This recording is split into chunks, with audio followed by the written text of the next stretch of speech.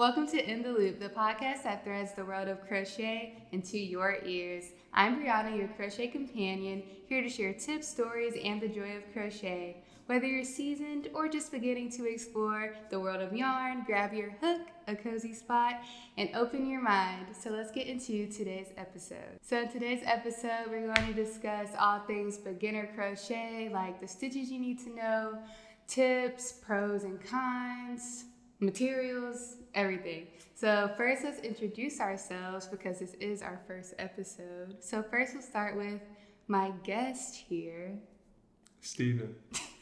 So Steven, tell us a little bit about yourself, what you do, everything. I don't know. Hello, I'm Steven. I am 20 years old. I turn 21 next month. I currently go to Kennesaw State University. I am the boyfriend of the crochet queen, aka crochet celebrity, Brianna, right next to me today on her beautiful podcast. Personally, I think I've only crocheted for about 5 hours total in my entire life. I'm still working on the same beanie that I was given back then, but we'll get into that later. But yeah, that's more about me. I'm a computer science major. This is not my field. And yeah, I'm here to learn from little crochet celebrity right next to me. I'm getting kind of nervous if you can't tell. My palms are sweaty. So yeah, he's like a beginner. So if you're watching this, if he can make a beanie, then you could crochet too. I don't know what that's supposed to mean. Because he's a computer science. What is it? Because that's like on a that's on a different spectrum. Like learning in school, and then there's like basically she's saying I'm not good with my hands. No, that's basically what they're good for coding. Mm-hmm. But he has been doing pretty good so far crocheting. But yeah, anyways, so I'm Brianna and I'm 20 years old. I also attend Kennesaw State University, but I am majoring in entrepreneurship and minoring in marketing. I have been crocheting since I was 8 years old. I'm self-taught. I actually learned through YouTube. And I was inspired by both of my grandmothers on my mom and my dad's side. They both they didn't teach me how to crochet, but they both crocheted a lot, and I was very inspired by them.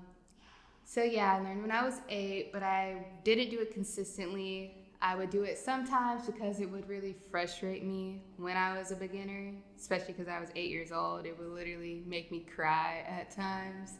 But I got pretty consistent with it during lockdown.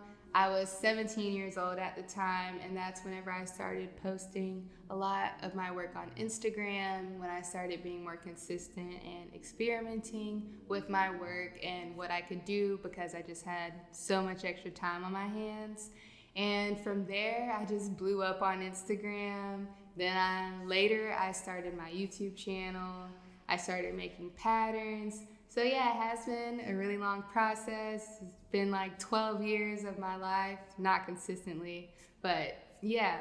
So crocheting has always been a big part of my life, and now it's even bigger than it used to be. But anyway, let's get into the first topic of today. So first we're gonna talk about the pros and cons of crocheting.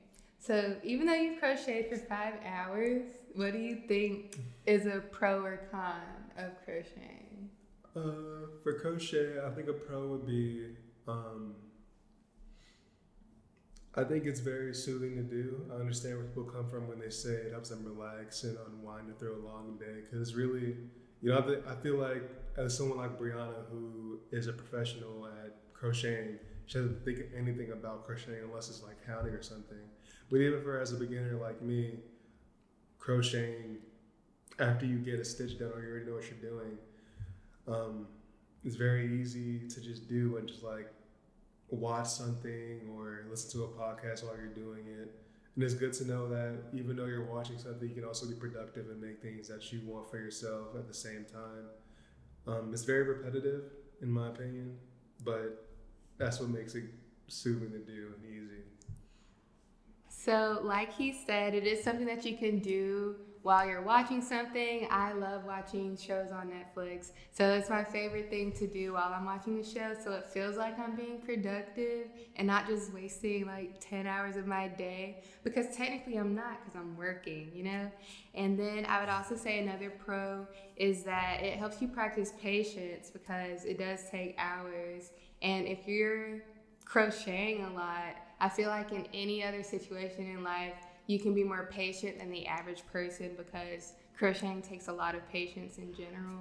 I would also say it's an outlet to express your creativity. So you can really make anything that comes into your mind once you learn all of the basics. So it's really fun once you get past the beginner stage and you're more of a confident beginner or expert, intermediate, whatever it is. You can make a lot of things, and make a lot of things that are useful, things that you can use in your household, that you can wear out. You can make gifts for people, which is also another pro. You can share your craft with the people around you, which I think is really fun. And yeah. Now for the cons, do you know of any cons? I haven't experienced any of the cons myself, but when I hear Brianna crocheting, I'm hearing like her wrist just popping, making like finding the bumblebee type music, just her knuckle, well, not just her knuckles, but her wrist, because after a while, I'm pretty sure just from repetitive movements and doing it for a long time, you can definitely start developing some wrist issues. And even though I tell her to wear some crochet gloves or do some stretches beforehand, she doesn't follow my advice. So I feel like y'all could probably convince her the best. But I feel like a con definitely is having some wrist issues if you're not using correct posture when crocheting. For other cons, I'm not that experienced in crocheting, so I can't really say much. I guess there's some things you can't do with crocheting compared to knitting or different types of crochet. Like, what else were you saying about, like, what types of crochet are there? I don't know how to pronounce it. It starts with a T. Test. Yeah. I don't know what it, I don't want to pronounce it. I don't know what it is either. But yeah, there's some things you can do with crochet. I mean, even though there's some things you can do, I don't think that there's a low ceiling to it. I think there's a lot of things that you can do, especially that I've seen Brianna do with her puffer jackets and cardigans and sweaters and other things that she ever brings into fruition throughout her entire journey. But yeah, that's pretty much my understanding of the cons of crocheting. So I would say my big con is that it's easy to get addicted. Not that it's a bad addiction, but it can be. I would say it is kind of a bad addiction, because for me at least, I stay up for hours if I'm too determined on getting a project done by a certain time. So I could be up until like 4 a.m. working on a project, but maybe that's just me. And then also, like he said, crocheting, it does start to hurt my wrists after a while, because I'm just doing it so nonstop. Like sometimes I forget to eat that I keep doing it. So you could say it's a bad addiction, but it's not like I'm addicted to drugs or anything. So to each their own. And I will say, like, if I'm watching a show and I'm not crocheting, I feel very uneasy. Like, I feel like I always have to be doing something with my hands. So yeah, that's just that crochet withdrawal. So I would say it's definitely an addiction. But not everybody experiences this, because not everybody has the time to crochet as long as I do. But since it is like my job, all I do is crochet and go to school or do activities when I make plans to, but that's about it. So as you can see, there are a lot more pros than cons. So if you're still here and you still want to dive into crocheting, you made the right choice. Overall, it is a very fun hobby to have. You can share a lot of joy through yarn. So now we're gonna go ahead and get into the materials that you'll need to start crocheting. So of course, you'll need some yarn. I would recommend worsted weight 4, because a lot of tutorials and patterns use that yarn, especially for beginner patterns. That being said, you'll also need a hook, because you can't crochet without your crochet hook. I recommend a size 5 if you're gonna get just one hook, because a size 5 is pretty common. It's used for a lot of beginner tutorials as well. and that's the hook size that you use for a weight 4 yarn. And of course you need some scissors so you can tie off your work. And I will say those are the things that you 100% need. Other than that, there are some optional things like a yarn needle for weaving in your ends. And with that, I would say to have more than one yarn needle, because if you get a plastic one at least, they are very fragile, at least, or I just am very hard on mine and they do break a good amount of times. So it's good to have some extra ones on hand. And I'll also say you can have measuring tape, but sometimes you don't need it. A lot of the time I just use my body to measure things, but if you're making things for other people, it could be very useful to have some measuring tape. And then stitch markers. Again, you don't need stitch markers, but it is for the convenient factor. You can't always just use scrap yarn. You can buy these items in stores like Joann, Michael's, Hobby Lobby, or local craft stores. I didn't have any local yarn stores in my hometown, so I always just went to Hobby Lobby because that's the only store I had. But if you are able to, definitely check out some local craft stores, local yarn stores, because it's a whole different experience. And you can also talk with people who really know the craft. Oh, and side note, when it comes to the yarn, stay away from Red Heart. I'm sorry, but I haven't had a good experience with them. They don't feel good, so I just don't like it. It is an acrylic yarn too, but there are a lot of acrylic yarns that are softer that don't feel like Red Heart from my experience. And with that being said, make sure you go in store, at least for your first time trying out new yarns, so you can see what they look like in person, because product pictures and the yarn in person aren't always accurate. And then so you can feel the yarn, because I really love a nice feeling yarn. And when you order online, you don't have the opportunity to see what the yarn feels like before you get it. Is there anything you have to say about materials? No. Okay. So once you have all of your materials, you're finally ready to crochet for the first time, or if you're not a beginner, just you're ready to crochet. So here are the stitches that you'll probably need to know.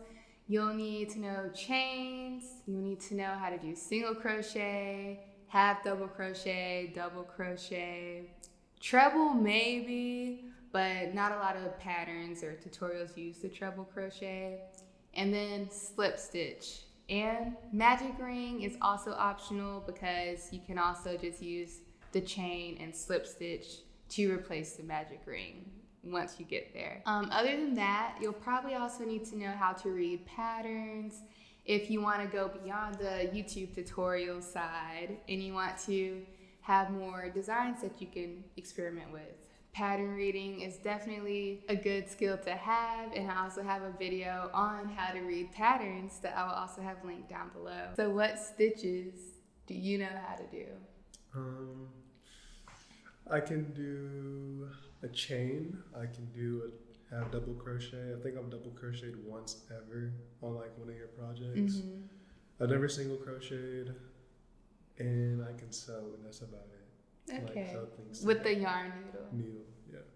See, he knows a good amount of things. You almost have all the basics. I haven't been taught the basics. It's not my fault. It's hers. He's not even done with his beanie yet. That's her fault. That's his fault. It's her fault. Anyway, he'll get more. I'll teach him more once he has more time, because he is busy. He's failing to say that part. But yeah, the road goes both ways. So now we can get into some project ideas that you can exercise your stitch skills with whenever you get past your beanie. So you can make cat ear beanies. He's making the traditional beanie right now. You can make tote bags. Bralette will look really nice. Yeah, I'm gonna make some bralettes, a mini skirt for me too, and beige. Probably a little mesh top. See, that's some more project ideas, because he already knows what's up. So yeah, that's something to just get you started, and you can find several YouTube tutorials. As a beginner, it definitely is easier to follow YouTube tutorials, so yeah, and they're free. But once you get a little more advanced, there are several patterns you can buy as well for basic and less basic, more difficult type projects. And you can find those on Etsy, Ko-fi, or Ko-fi, however you say it, Ribbler, all of the pattern places. Ravelry is another one. You can also find a lot of them on Instagram because a lot of artists like myself, we also sell our patterns on our personal websites. So you can always look up hashtag crochet patterns on Instagram or TikTok, and you can also find them there. So lastly, we're going to get into some tips and tricks that you can use while crocheting. So from my experience, I would say that using a bigger crochet hook with a weight 4 yarn will make the project more flowy, perfect for the summer and for skirts and shirts that you want to be flowy. But I will say I do like making things with ruffles with acrylic yarn because it'll hold its shape better. But if you do want to give acrylic projects some shape or flowiness, you can always steam those items instead of blocking them, if you know what blocking is. But I don't block, so we're not going to talk about that. But steaming is a good idea to like freshen up your mesh tops or to flatten a top that might be sticking up because it's made out of acrylic yarn. But with that being said, I do like to use cotton yarn more for my tops because it is more flowy. It does fit better in my opinion. It's also more light and airy. Everything for the most part is made out of rectangles and squares, so although some items may look intimidating, it's not as bad as you think. As long as you know how to sew and make squares and rectangles, maybe even increase and decrease, you can pretty much make anything when it comes to crocheting. I highly recommend Stitch Fiddle. It's a website that you can upload images to, or you can make your own graphs to make any picture that you have or any design that you want into crochet. I'll also have a video soon talking about Stitch Fiddle specifically. And this may also be a personal preference, but stay away from black yarn because everything gets caught on it. And it's not like you can use a lint roller. And yeah, just stay away from black yarn to save yourself a lot of trouble. And I will say, don't crochet too tightly because somebody has experienced to where his first row is too tight. It just wouldn't go loose. It doesn't matter. It didn't matter what I did. I'd make them this big and go through, and it would still come out tight. I don't know what's going on in the first row, but that's just what happened. I redid it like 5 times, and it just came out like that. There's a way to crochet loosely. He just needs some more experience. You've seen my loose crochets though. But I'm saying I don't have any problems having a tight first row. It's not even like I can redo it anymore because like it's too late. It's too late. That's why it takes a lot of practice, and you need to give yourself grace so you can eventually not crochet too tightly or get better at the skills that you're working on, because like any skill, it does take a while, does take practice. And then if you are looking to eventually sell your crochet pieces, don't try to sell your things too soon, because you want to make sure you made sturdy items that won't fall apart once someone gets them, and that they'll have items that fit them the way that they want it to, because it may be hard to work with different sizes for the first time. So make sure you practiced a good bit before you even look into selling things to other people, just so they have the best customer experience, satisfaction, whatnot. But yeah, hopefully this first episode of the podcast was entertaining and you at least learned one thing from the video. Do you have any last words? Don't undervalue yourself / time, because Brianna sometimes does that herself. I think we were discussing things for her market, and she made some stockings, which is pretty much use the same yarn in more time than a beanie. And she's gonna sell it for like $15. That was just my first thought. And it's not just that, she has items, this is some hidden knowledge for y'all. She has items that she's selling, like actual clothing at the market, which she would charge somebody for as a commission for $400, going for $70 to like $80, just for y'all out there. But that's because they're already used. They're not brand new, not custom. Then they're only used once. But still. Anyways, make sure you have someone like him to help you discuss if a price is good or not. Someone who cares about you. Because some people, they do think things should just be cheap anyway because of how everything else is cheap. Well, actually, that's a lie. How some brands are cheap. Fast fashion brands have cheap crochet stuff. And some people in your life may think that that's right, but you also need to let them know that it does take a long time to crochet pieces. And he gets that because he's seen me do it. So make sure you have somebody close to you who will help you price yourself well. And the $15 was not even what I presented to him, by the way. I presented to him $30. That was not $30, y'all. It was like $20. 25. 20. But that's not what I actually sold it for, though. The market isn't until October, so it's still a process. I still have to work on that myself. But I wasn't going to actually sell them for $15. That was just my first thought. And she says that she charges, her time is worth $10 an hour. And no stock, it takes her like 3 hours. 3-4 hours. It just doesn't add up. It does add up. It does not to add the up. $30. To the 20. I'm talking 15. We're over that. We're over that. It's 30. But anyways, let me know your thoughts down below. Let me know how much you would price some leg warmers, because I also did a poll on my Instagram and some people said 15. Like 2%. It wasn't 2%. 3%. I would say like at least 30% said 15. That's how I know she lying. What did the other percent say? Because some of them said like 70 and some of them said 30. I would say the highest number was like 30, 35. But there was a lot of 15s. From who? The people who follow me. But like, what do they do? Some of them are crochet artists, but some of them are just people who buy stuff. Exactly. But I know for a fact at least one of them was a crochet artist. But you know, the thing is, she was going to sell the beanies for $25 regardless. But have the leg warmers cheaper than those beanies, even though the leg warmers take more time and resources. But that is in the past, and we have overcome all of that. Mm-hmm. Yeah. So anyways, that is all for today's podcast episode. Thank y'all for tuning in to the whole podcast. Next episode, I will be analyzing fashion trends in the crochet world and predicting what will be trending for the rest of the year, which I think will be really fun.